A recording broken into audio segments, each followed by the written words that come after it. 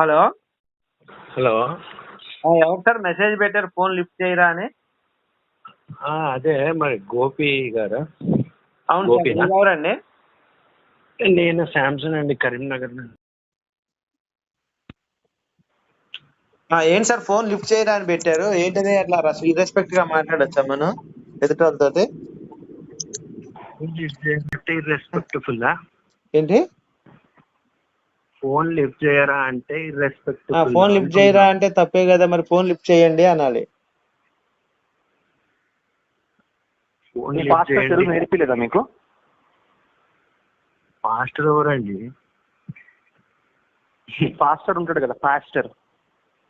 Pastor ఎవరండి? Pastor ఎవరికి కావాలి కానీ మొత్తం క్రిస్టియానిటీ రాంగ్ అంటుండ్రు కదా, దాని గురించి కొంచెం మాట్లాడదాం అని. సరే నేను మాట్లాడతాలే ఉండు. ఇప్పుడు ఏంటి మీ ప్రాబ్లం ఏంటి? ఎందుకు కాల్ చేశారు నాకు? అదే క్రిస్టియానిటీ రాంగ్ అంటున్నారు కదా, మరి ఎట్లా, మరి మీకు ఏం అర్థమైంది అని అడుగుదామని. అంటే మీరు చదివారా బైబిల్? చదివినా అండి. కొత్త నిబంధనలో యెహోవా పేరుందా? లేదు. పాత నిబంధనలో యేసు పేరుందా? లేదు. మరి రెండు పుస్తకాలు ఒకటి ఎలా అయితే? ఒకటే. అదే ఒకటి ఎలా అయితే అని అడుగుతున్నా. ఒకటి ఎలా కావండి? దాంట్లో ఉన్న పేరు దీంట్లో ఉండాలి, దీంట్లో ఉన్న పేరు దేవుడి పేరు దాంట్లో ఉండాలి, దాంట్లో ఉన్న దేవుడి పేరు దీంట్లో ఉండాలి, దీంట్లో ఉన్న పేరు దేవుడు దాంట్లో ఉండాలి. ఒక దేవుడి పేరు ఒక దాంట్లో లేనప్పుడు రెండు పుస్తకాలు ఎలా అయితే? ఇప్పుడు ఒక మాట ఎగ్జాంపుల్ చెప్తానండి, ఎగ్జాంపుల్ చెప్తా. ఇప్పుడు మీ నాన్నగారు మీతోటి ఉన్నారు అనుకోండి, మీ నాన్నగారి పేరు మీ సర్టిఫికెట్ లో ఉండాలి, అప్పుడు అది కరెక్ట్. మీ సర్టిఫికెట్ లో వేరే వాడి పేరు ఉండి మీ ఇంట్లో మీ నాన్నగారు వేరే వాళ్ళు ఉన్నారు అనుకోండి, ఏమైద్ది అప్పుడు? మీరు చెప్పండి ఏమైద్ది అది? అలానే పాత నిబంధనలో ఉన్న పేరు కొత్త నిబంధనలో ఉండాలి, కొత్త నిబంధనలో ఉన్న దేవుడి పేరు పాత నిబంధనలో ఉంటే అప్పుడు రెండు పుస్తకాలు ఒకటైతాయి. అన్నగారండి, కొంచెం మీరు అడిగిన ప్రశ్నకి మాకు జవాబు చెప్పడానికి టైం ఇవ్వాలి మీరు. చెప్పండి. ఏం లేదు, ఇప్పుడు పాత నిబంధనల పేరు లేదు, కొత్త నిబంధనలు ఈ పేరు అందులో ఆ పేరు అంటున్నారు కదా. అయితే దైవం అంటేనే మర్మం అండి. మర్మాంగం అంటే కింద ఉండే మగవాళ్ళకు ఉండేది అదేనా మర్మాంగం? మీరు అట్లా మాట్లాడద్దు కానీ. మర్మాంగం అంటే అదే కదండి, మరి మర్మాంగం అంటే దాన్నే అంటారు. నాకేం తెలుసు మరి మర్మాంగం? దేవుడు అంటే మర్మాంగం అన్నారు. మీరు మర్మాంగం అంటున్నారు, నేను మర్మం అంటున్నా. మర్మమా? మర్మం అంటే వాసన పీలుస్తాం కదండి, మర్మం ఆకులని అమ్ముతారు, మంచి వాసన వస్తాయి, అదే? పూలల్లో కట్టుకునే మర్మం అమ్ముతారండి, అదేనా? మీరు కావాలని అట్లా అడుగుతున్నారు. లేకపోతే సోది ఎందుకు సార్? నాకు సోది కాదండి, ఎందుకు రాయలేదు, దేవుడు ఎందుకు మర్చిపోయాడు అంటున్నాను నేను. అది చెప్పండి దానికి సమాధానం. మర్మము 22 మాటలు చెబితే అలానే ఉంటది మరి. మర్మము గిర్మం కాదు, మర్మానికి అర్థం తెలియకపోతే నాకు అవన్నీ వద్దండి. కొత్త నిబంధనలో అసలు యేసు తండ్రి యెహోవా అని చెప్పి ఎందుకు రాయలేదు అని అడుగుతున్నాను. నాకు ఫస్ట్ క్లారిటీ ఇవ్వండి దానికి. అదే దైవం అంటే మర్మం ఉంటదండి అంటున్నా నేను. అది కాదండి అడుగుతుంది. కొత్త నిబంధనలో ఉన్న దావీదు గాని అన్ని పేర్లు పాత నిబంధనలో అన్ని పేర్లు ఉన్నాయి. చివరికి మోషే, దావీదు, సోల్మన్ను, బెస్తిబా, తామర్ అందరి పేర్లు కొత్త నిబంధనలు రాశారు, అవునా? పాత నిబంధనలో ఉన్న అందరి పేర్లు రాశారా, రాయలేదా కొత్త నిబంధనలో? మరి రాసే దేవుడు అసలు దేవుడి పేరు రాయిపోతే ఎలా అండి? అసలు పాత నిబంధనలో అందరి పేర్లు రాసి దేవుడి పేరు రాయిపోతే ఎట్లా?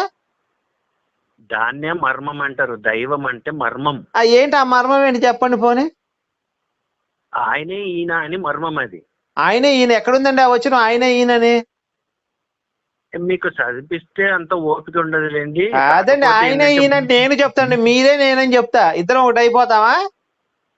ఆయనే ఈయన. నేను అదే మాట అంటాను, ఆయనే ఈయన అంటాను. నేను కూడా అదే చెప్తాను, నేనే ఆయన అంటాను.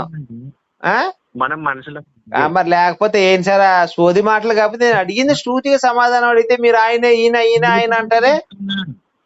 మరి ఇద్దరు ఒకటైనప్పుడు మరి పాత నిబంధనలో యెహోవా పేరు తీసి యేసు పేరు పెడదాం, అక్కడ కొత్త నిబంధనలో యేసు పేరు తీసేసి యెహోవా పేరు పెడదాం, ఇద్దరు ఒకటైనప్పుడు మరి యేసు అన్న ఒకటే, యెహోవా అన్న ఒకటే. సరే సార్, మీరు అదే మాట కట్టుబడి ఉంటారా?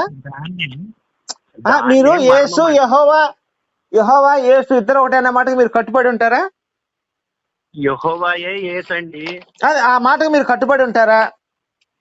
కట్టుబడి ఉంటాను ఖచ్చితంగా. 100%. మళ్ళీ మాట మారితే తర్వాత మళ్ళీ మాట మార్చేది ఏముండదు, యెహోవాయే యేసు అంటున్నాను. నహూము 3:5 తీయండి. ఒక్క నిమిషం. ఎంత? నహూము 3:5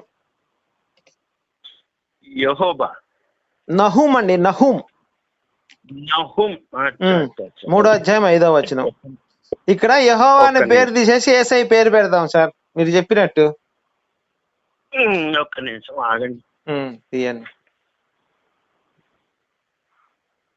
నహుమ్ నహూమ్ 3:5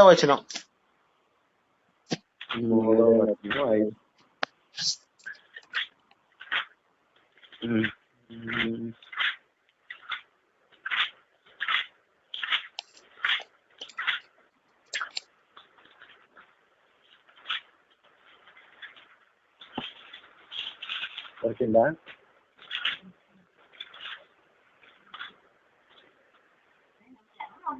నెహెమ్యానా నహుమా అండి? నహూము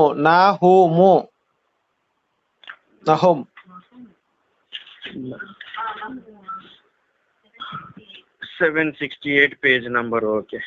3:5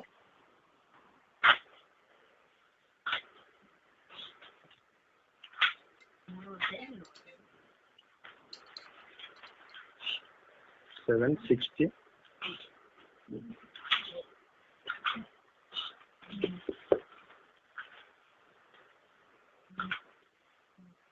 మూడో అధ్యాయము 5 చెప్పండి. చదవండి సార్, ఏముందో అక్కడ. నీవు చేసిన అధిక జారత్వమును బట్టి సైన్యములకు అధిపతి ఆగండి, అక్కడ ఆగండి.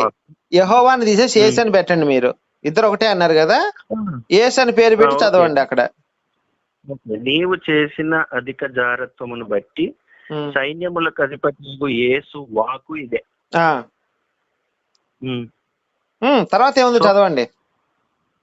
ఇదే నేను మీకు విరోధినై ఉన్నాను. నీ చెంగులు నీ ముఖము మీదికెత్తి జనములకు మానమును, రాజ్యములకు నీ అవమానమును నేను బయలుపరుతును.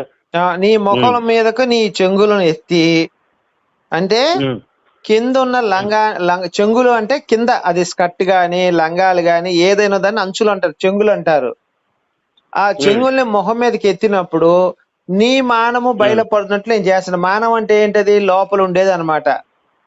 దాన్ని చూపిస్తానంటున్నాడు యేసయ్య. నువ్వు గనక వ్యభిచారం చేస్తే నీ లంగాలు లేపి నీ మానాన్ని అందరికి చూపించి నేను అవమానపరుస్తాను నీ రాజ్యంలో అని చెప్తున్నాడు. మరి యేసయ్య ప్రేమ స్వరూపి అయినప్పుడు లంగాలు లేపి ఇలా ఆడవాళ్ళది చూపించడం ఏంటండి? అదేనండి, మీకు అది ఎక్స్ప్లెయిన్ చేస్తాను, మరి వినే ఓపిక ఉన్నదా? చెప్పండి. అయితే ఇజ్రాయేలీలు ఉన్నారు కదా, ఇజ్రాయేలీలందరినీ కలిపి ఒక స్త్రీ అన్నట్టు తీసుకుంటాడు దేవుడు. నేను అడుగుతుంది అది కాదు సార్, అలాంటి మాటలు మాట్లాడచ్చా అంటున్నాను నేను. తప్పు కదా. దేవుడు ఏదైనా తీసుకోనండి, ఇజ్రాయెల్ ప్రజలను తీసుకోనియండి, ఇంకొకరిని తీసుకొని లంగాలు లేపి చూపించడం అనే మాట తప్పు అంటున్నాను నేను. సరేనండి, మరి మీరు డైరెక్ట్ బూతు బొమ్మలకే మొక్కుతారు కదా.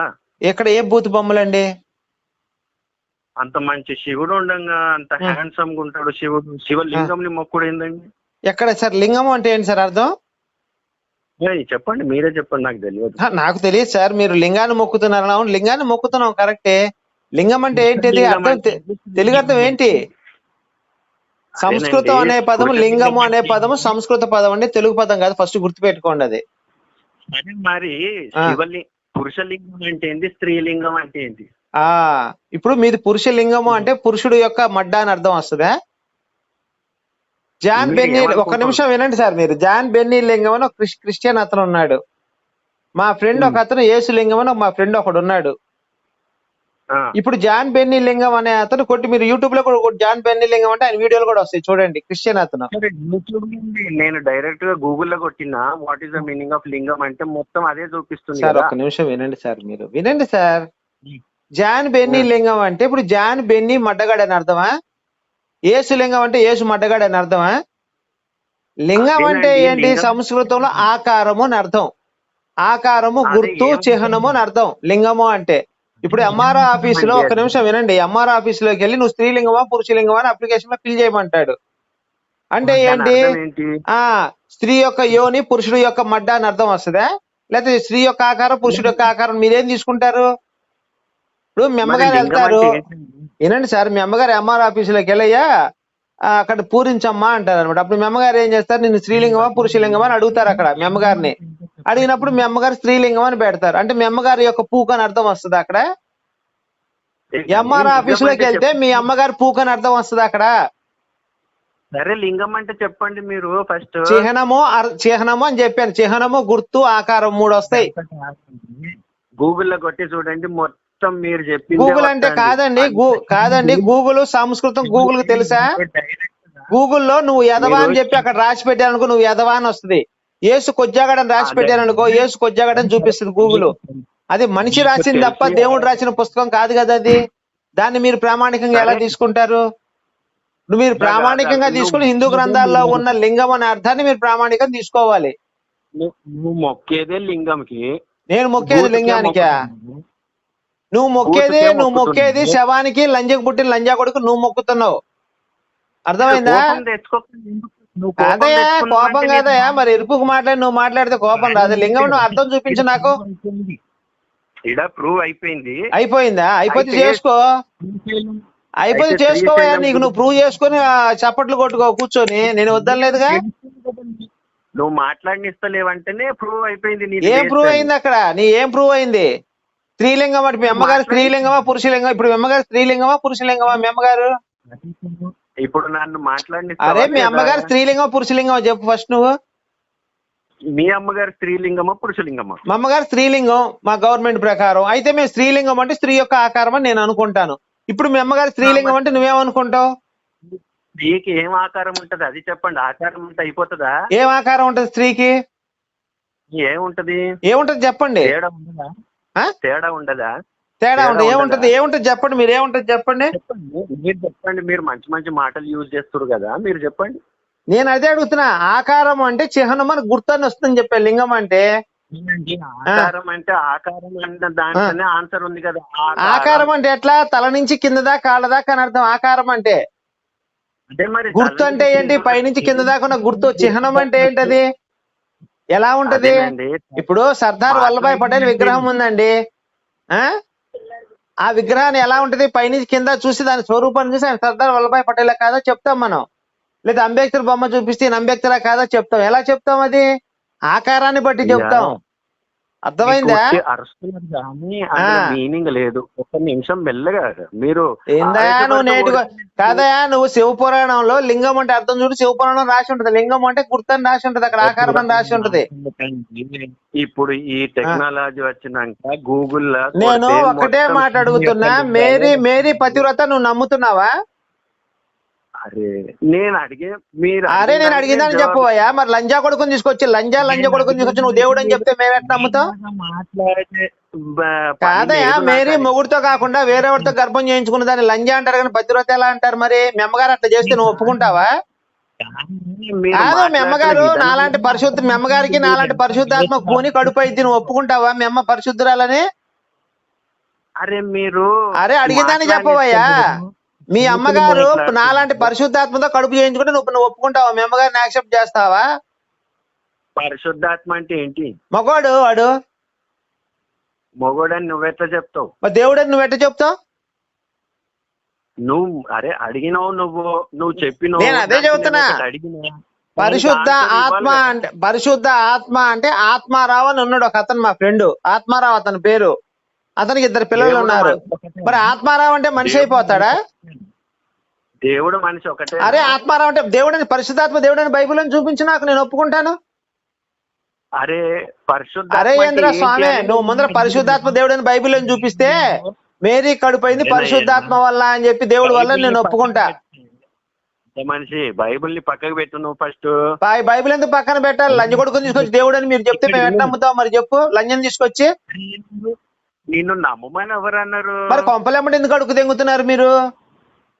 అదే మా దేవుడు మీకోసం చచ్చాడు, రక్తం కాచాడు, మొత్తం ఉన్నదంతా కాచేశాడు. మీరు మా దేవుడు నమ్మనని కొంపలు పట్టుకొని అడుగు తెంగుతున్నారు కదా హిందువులు ఇళ్ళకి వచ్చి. అది ఎందుకు చేస్తున్నారు మరి? అది ఆపేయండి ఫస్ట్. మరి అంటే మీరు భూత బొమ్మల్నే మొక్కుతున్నారు కదా. పూతు బొమ్మలు మొక్కుతున్నావా? మరి లంజ కొడుకుని నువ్వు పూజిస్తున్నావుగా. మరి లంజ కొడుకుని నువ్వు పూజిస్తున్నావుగా. నువ్వు లంజ కొడుకుని లంజ పుట్టిన లంజ కొడుకుని నువ్వు దేవుడు అంటున్నావు కదా. మరి దానికి ఏం చెప్తావు? పూతు బొమ్మలు మేము ఎక్కడ మొక్కామో, ఎక్కడ కొబ్బరికాయలు కొట్టామో నువ్వు చూపించు. లంజకు మొక్కుతున్నారని బైబిల్ నుంచి లంజ కొడుకుని పూజిస్తున్నారని చెప్పి నేను రుజువు చేస్తాను. నేను శ్రీశైలం గుడి మీద భూత బొమ్మలే. శ్రీశైలం గుడి మీద లేకపోతే నా కొడక లంజ కొడక నీ తల నరికి తెంగుతా నేను. నువ్వు శ్రీశైలం ఇద్దరు నేను తీసుకొని వెళ్తారా? అక్కడ కనుక బొమ్మలు భూత బొమ్మలు లేకపోతే లంజ కొడక నేను తల నరికి తెంగుతా నా కొడక. నేను మరి దీనికి సిద్ధమా నువ్వు పందానికి? అరే లంజ కొడక, ఈ పందానికి సిద్ధమా నువ్వు? అరే నేను సిద్ధమబ్బా. సిద్ధమా? నాకు శ్రీశైలం బొమ్మ మీద ఉన్నాయంటారా లంజా కొడక? పెట్రోల్ లంజా కొడక ఫోను.